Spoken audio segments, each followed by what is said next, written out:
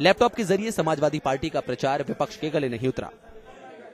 लेकिन अगर समाजवादी पार्टी के राष्ट्रीय अध्यक्ष श्री मुलायम सिंह यादव जी, जो वर्तमान में न मुख्यमंत्री हैं और न मंत्री हैं, अगर उनकी फोटो उस पर आती है तो कहीं न कहीं ये सत्ता का दुरुपयोग है, प्रदेश के खजाने का दुरुपयोग है।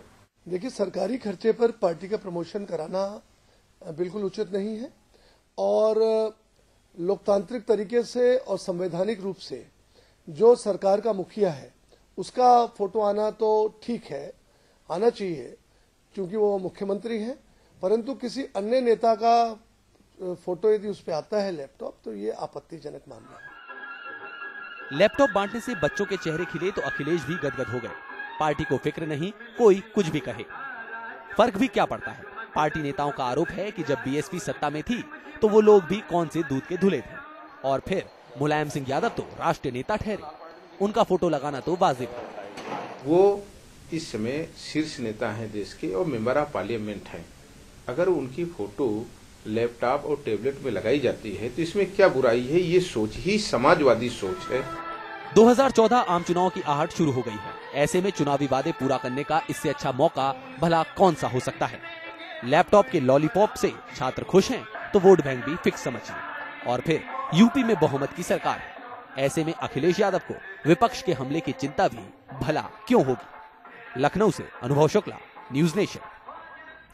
तो कुल मिलाकर देखा जाए तो आरोप प्रत्यारोप चल रहा है। इस वक्त हमारे साथ कमाल फारूकी साहब भी और सुधीर जी हमारे साथ मौजूद हैं। सुधीर जी, हम आपसे समझना चाहेंगे, आपकी पार्टी के ऊपर भी आरोप लगा था जब मायावती जी की सरकार थी उत्तर प्रदेश में, उस वक्त आरोप लगा कि तमाम जगहों पर पार्क बनवाए गए जिसमें हाथियों की प्रतिमाएं लगाई गई, जो कि आपकी पार्टी का सिंबल है, और ऐसे में आपने अपने पार्टी के एजेंडे को आगे बढ़ाया। तो आप में और समाजवादी पार्टी में क्या फर्क है फिर? देखिए, ये आप तो ये समझ रहे हैं खाली दो जगह दलित प्रेरणा स्थल बने, एक बना नोएडा में, एक बना लखनऊ के अंदर। ये जो इन्होंने हर शहर में बांटने का काम किया है, वो सरकारी खर्च पर हर जगह जाकर ये बांटने का काम, वो आपको याद होगा जब अटल बिहारी वाजपेयी जी प्रधानमंत्री थे और नेशनल हाईवे पर उनकी बोर्ड लगाए गए, उनकी तस्वीर लगाई गई, तो इसी चुनाव घोषणा पत्र ने उसको ढकवा दिया था और अटल बिहारी वाजपेयी की चुनाव आयोग ने उसको इसलिए ढकवाया था क्योंकि उसके ईसी कोड का वायलेशन माना गया था और कोई वजह नहीं थी। जब मध्य प्रदेश के अंदर जब पुस्तकें बांटी गई, कॉपियां बांटी गई, उसके अंदर वहां के मुख्यमंत्री की तस्वीर पीछे लगा दी गई, तो इसी समाजवादी पार्टी ने विरोध किया। कहने का मतलब मेरा यह है, ये अपने लिए एक नियम बनाते हैं, दूसरे लोगों के लिए दूसरे नियम बनाते हैं। नहीं तो आपके ऊपर भी तो यही लागू है ना। आपके ऊपर आपने भी तो हाथी लगवाए, आपने भी तो हाथी लगवाए, उसमें कहां गलत है? आप हाथी लगवाते हैं तो वो सही है, ये लैपटॉप पे फोटो लगवाते हैं तो गलत है। कर रहे हैं, अब अपनी आत्म आलोचना क्यों नहीं कर रहे हैं? आत्म समीक्षा करें। चलिए फारूकी साहब, आप कुछ कह रहे थे। मैं सिर्फ इतना कह रहा हूं कि इंतहाई अदब से मैं अपने भाई से कहूं कि आपने तो पत्थर लगवाए थे, हम तो मसे के हम अपने नौजवान बच्चे के हाथ में मसे टेक्नोलॉजी प्रोवाइड कर रहे हैं। आपको तो खुश होना चाहिए, कम से कम इसका इस्तेमाल तो हो रहा है। उसका तो कोई इस्तेमाल ही नहीं था मसे, वो तो आपने 50,000 करोड़ रुपए मसे लगा दिए सारे के सारे। इलेक्शन उसी वजह से आप हार गए, आपकी तमाम मूर्तियों को ढक दिया गया। जहां तक कंप्यूटर का भाई अभी कह रहे थे कि जहां तक कंप्यूटर का ताल्लुक है, कंप्यूटर का ताल्लुक है, कंप्यूटर से आपको क्यों तकलीफ हो रही है मेरे भाई? कंप्यूटर में उनका आपकी बहन जी का भी फोटो आएगा, जब गूगल पे लगाएंगे बहन जी का भी फोटो आ जाएगा। में आविष्कार कर रहे हैं कंप्यूटर के जरिए क्या? नहीं, वो आविष्कार तो यकीनी बात है, हम जब अपने यूथ को देंगे तो आपको 5 साल के बाद पता चलेगा कि यूथ हमारा आपके यूथ में बहुत सारे यूथ को राजा भैया की तरह बंदूकें भी वितरित की जा रही हैं। कोई बात नहीं, आप डाइवर्ट मत कीजिए अटेंशन लोगों की अटेंशन इस वक्त पॉजिटिव। राजा भैया जैसे लोग, मदन भैया जैसे लोग, पंडित जय सिंह जैसे लोग को भी कुछ कई चीजें उदाहरण पेश कर रहे हैं उत्तर प्रदेश में। भाई आपके यहाँ भी कुशवाहा और आपके यहाँ भी वो बेचारा वो जो सीएम हो, और आपके यहाँ भी जो थाने के। चलिए, आप दोनों के बीच में ये जो राजनीतिक बढ़िया गुटरगू चल रही है तो मजेदार है, लेकिन हम आम जनता के तौर पर बस एक सवाल पूछना चाहेंगे आप दोनों से। चाहे हम उत्तर प्रदेश की बात करें, चाहे हम तमिलनाडु की बात करें, चाहे हम कर्नाटक की बात करें, तमाम ऐसे राज्य हैं, चाहे हम मध्य प्रदेश की बात करें, आप बस राज्यों की अनगिनत फहरिस्त है। हर कोई कहीं ना कहीं वायदे करता है और जब वायदे करते हैं तो उसके बाद उसे पूरा करने के लिए सरकारी खर्च पर उन वायदों को पूरा किया जाता है। आप दोनों के सामने बस एक सवाल हम पूछना चाहते हैं आम जनता की तरफ से। आप जनता को भरोसा देते हैं कि हम जीत कर आएंगे तो हम आपको ये फला चीजें दे देंगे। आप सरकार के खर्च पर उन चीजों को पूरा भी करते हैं, जाहिर सी बात है, लेकिन क्या उसे पार्टी के एजेंडे को आगे बढ़ाना चाहिए? क्या यह नैतिक तौर पर सही है? फारूकी साहब, देखिए, पार्टी का एजेंडा तो अपने आप ही बढ़ेगा। अगर हम ना भी कहें ना, जब हम कंप्यूटर प्रोवाइड करेंगे तो जो हमारा यूथ है उस कंप्यूटर को जानेगा कि भाई ये किसने उसको दिया था, टेक्नोलॉजी में कहां गया। ये उससे लाख जगह बेहतर है जो अभी इस इलेक्शन के अंदर होने वाला है, डीसीटी, डायरेक्ट कैश ट्रांसफर, यानी कि वो सब्सिडी के बदले में डायरेक्ट उसकी जेब में पैसा जा रहा है। ये उससे ज्यादा खराब होगा। या पिछली मरतबा 60,000 करोड़ रुपए के तो ये आम सहमति क्यों नहीं बनती फारूकी साहब तमाम राजनीतिक दलों में कि हम रेवड़ियां नहीं बांटेंगे? नहीं, ये तो रेवड़ी नहीं है, ये तो रेवड़ी का बाप है जो तमाम रेवड़ियां प्रोवाइड करेगा मेरे भाई। ये तो रेवड़ी क्या है, रेवड़ी क्या है, ये तो मलाई भी है, इसमें सारी चीजें। चलिए, आप यूपीए सरकार पर पिल पड़े। सुधीर जी, आप बताएं। मैंने तो शुरू में ही कहा कि ये उत्तर प्रदेश की जनता की जो जनसंख्या है उसके अनुपात में जो इस तरह के इन्होंने वादे किए थे जी, उसके हिसाब से ये वादा खिलाफी है, धोखाधड़ी है और उत्तर प्रदेश की जनता को ठगने का ये काम कर रहे हैं। नौजवान जागृत हैं, किसान जागृत हैं और आने वाले समय में इनको उचित चलिए, तो अब मुकाबला चुनाव के लिए है और जाहिर सी बात है ये दौर 2014 के लिए है। आप दोनों का बहुत बहुत धन्यवाद। एक सेकंड बात खत्म करूंगा अपनी जी। सुधीर भाई, आपको हम यकीन दिलाते हैं, आपसे वायदा करते हैं, जितने वायदे किए हैं हमने सब पूरे करेंगे। हम आपसे वायदा कर रहे हैं, आप अपना घर संभाल के रखिए, हम सारे वायदे पूरे करेंगे। तो चलिए, आप वायदे पूरा करने का दावा करते हैं और सुधीर जी आपके वायदे खिलाफी की बात करते हैं, लेकिन लक्ष्य तो आप दोनों का 2014 के लोकसभा चुनाव है। जाहिर सी बात है इसी में तय होगा और जनता तय करेगी कि लैपटॉप ज्यादा अच्छा या हाथी की पत्थर की इमारतें ज्यादा बेहतर। खैर, आप दोनों का बहुत बहुत धन्यवाद इस चर्चा में शामिल होने के लिए। और अब हम अपने दर्शकों के सामने दरअसल ये रिपोर्ट रखना चाहेंगे जिसको देखने के बाद आप सिर्फ ये सोचिए कि वाकई में सरकार जो अनुदान देने की बात करती है उसमें कैसे क्या क्या होता है। लखनऊ में 10,000 छात्रों को लैपटॉप दिया गया, लेकिन इलाहाबाद में छात्रों की किस्मत इतनी अच्छी नहीं थी। लैपटॉप के लिए रजिस्ट्रेशन कराने आए छात्रों को पुलिस की लाठियों का जमकर सामना करना पड़ा क्योंकि भगदड़ मच गई, हर कोई लैपटॉप चाहता था। 2 दिन पहले की ये इलाहाबाद की तस्वीरें हैं। लैपटॉप के लिए इलाहाबाद यूनिवर्सिटी में अपना पंजीकरण कराने पहुंचे छात्रों को लैपटॉप का लॉलीपॉप तो नहीं मिला, अलबत्ता पुलिस की लाठियां जरूर मिली। मुफ्त लैपटॉप के फॉर्म लेने पहुंचे छात्रों को फॉर्म तो नहीं मिला, बल्कि यूनिवर्सिटी में बम जरूर बरसे। हालात इस कदर बेकाबू हुए कि पुलिस को बदले में लाठियां फटकारनी पड़ी। सरकारी वादे के मुताबिक 12वीं पास सैकड़ों छात्र इलाहाबाद यूनिवर्सिटी में फॉर्म लेने पहुंचे थे। छात्रों की तादाद काफी ज्यादा थी, लिहाजा आपाधापी मच गई। यूनिवर्सिटी में पर्याप्त सुरक्षा व्यवस्था नहीं थी। इस दौरान फॉर्म को लेकर छीना झपटी शुरू हो गई। इस दौरान ना तो फॉर्म किसी के हाथ लगा, न लैपटॉप का भरोसा। बदले में मिले तो पुलिस वालों के डंडे। Team news nation.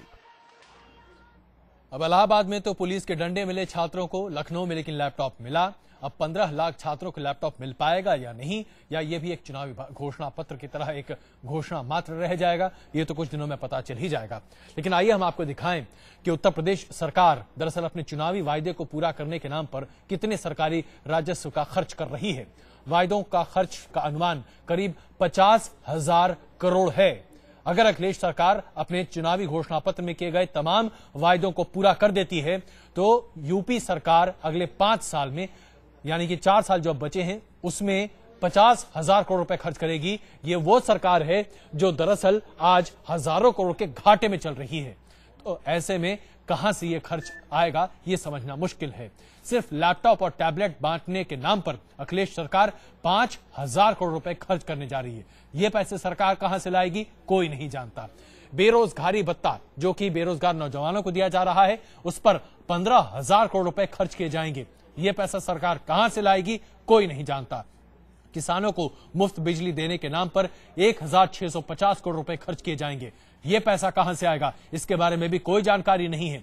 सरकार का वित्तीय घाटा, राजकोषीय घाटा 19,000 करोड़ है। तो यानी कि 19,000 करोड़ रुपए का पहले से घाटा, 50,000 करोड़ रुपए उससे ज्यादा उसके ऊपर और, यानी कि 70,000 करोड़ रुपए कहां से लाएगी अखिलेश सरकार? क्या इसका जवाब किसी के पास है? क्वेश्चन आवर में आज फिर इतना ही। कुछ देर के लिए रुकते हैं, वापस आते हैं।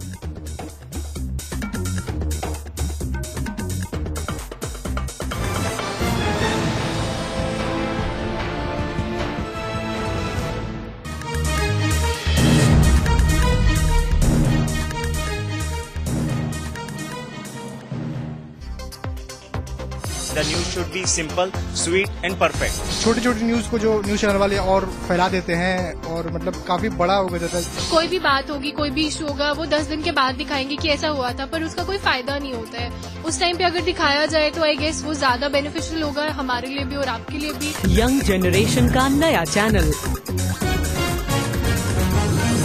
News nation. रफ्तार, नतीजा सब कुछ है यहाँ, लेकिन स्टेडियम में जीत खेल की ही होती है।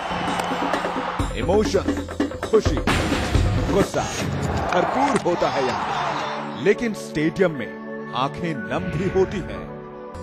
स्टेडियम हर खेल का हिस्सा है और खेल के हर हिस्से की खबर है।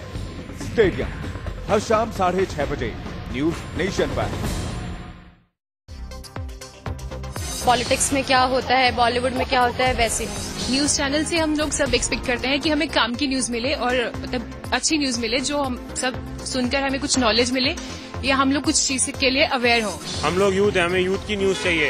यूथ की न्यूज ऑलमोस्ट न्यूज चैनल्स में 1 या 2% होती है, वो हम ज्यादा चाहेंगे। यंग जनरेशन का नया चैनल न्यूज नेशन।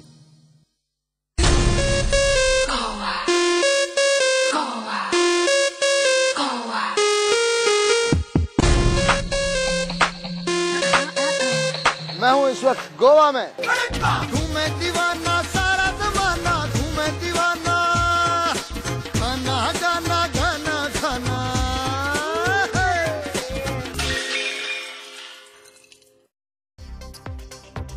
न्यूज का बिल्कुल मतलब कि एक एनालिटिकल न्यूज होनी चाहिए, ऑथेंटिक न्यूज होनी चाहिए। बड़ी ईमानदारी से बात को पेश करना चाहिए, कहीं पार्शलिटी नहीं होनी चाहिए। ऐसी विषयों को कोई छूने से संकोच करना चाहिए जिससे सांप्रदायिक संभाव बिगड़े। इन सब चीजों से दूरी बनाकर रखनी चाहिए। खबरें जो आपकी सोच बदल दें। News nation. खबरों का कोई वक्त नहीं होता, लेकिन हर वक्त एक जैसा भी नहीं होता। हर सुबह हो न्यूज के साथ आपके मूड का बसेरा। नेशन सवेरा रोजाना सुबह 6 बजे।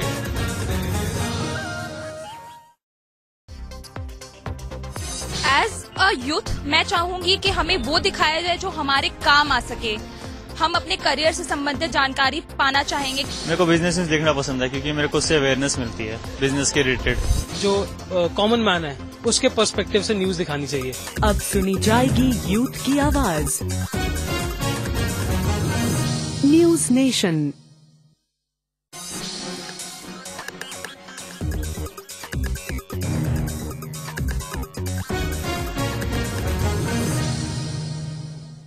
नमस्कार, स्वागत है आपका। आप देख रहे हैं न्यूज नेशन। मैं हूं अबुल नसर इकबाल। दिन भर की तमाम बड़ी खबरों के साथ हाजिर हूं।